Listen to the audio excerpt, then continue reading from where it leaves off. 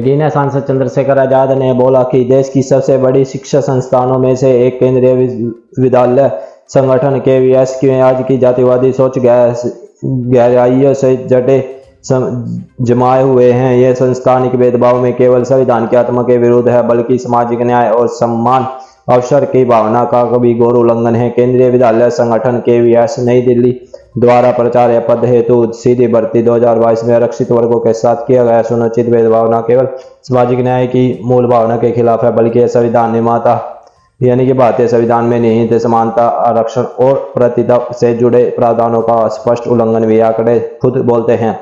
सामान्य श्रेणी में अंतिम चयनित अभ्यर्थियों को मिले 71.33% अंक, ओबीसी के प्रथम अभ्यर्थियों को मिले 59.63% अंक, SC/ST के प्रथम अभ्यर्थियों को मिले 66.74% अंक।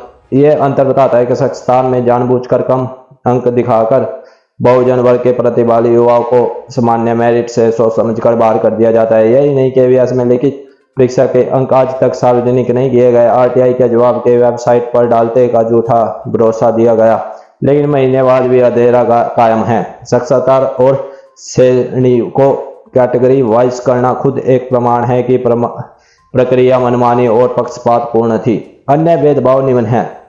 14 अप्रैल को कार्यक्रमों की उपेक्षा।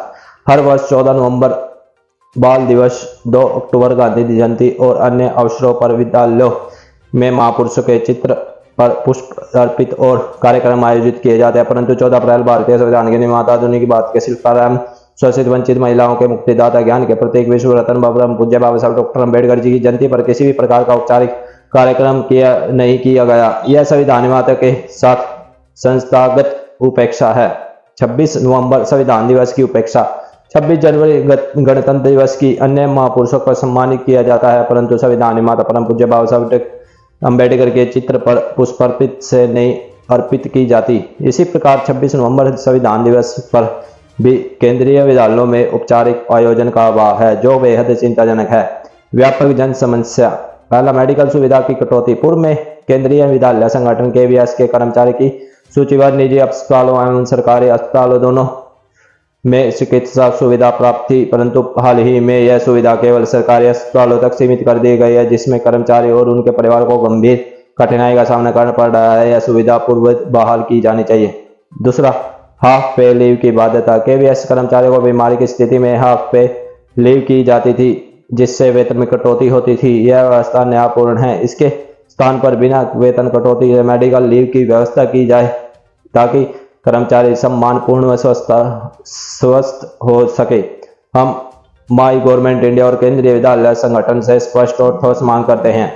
पहला, लिखित व साक्षरता दोनों में अंक तत्काल सार्वजनिक किया जाए। दूसरा, जातिवार चयन सूची जारी की जाए। तीसरा, साक्षरता में पक्षपात की स्वतंत्र जांच हो और दोषियों पर कार्रवाई की जाए। चौथा, भविष्य में श्रेणीवार साक्षरता की प्रणाली समाप्त हो। यह आरक्षण व्यवस्था की आत्मा के विरुद्ध है।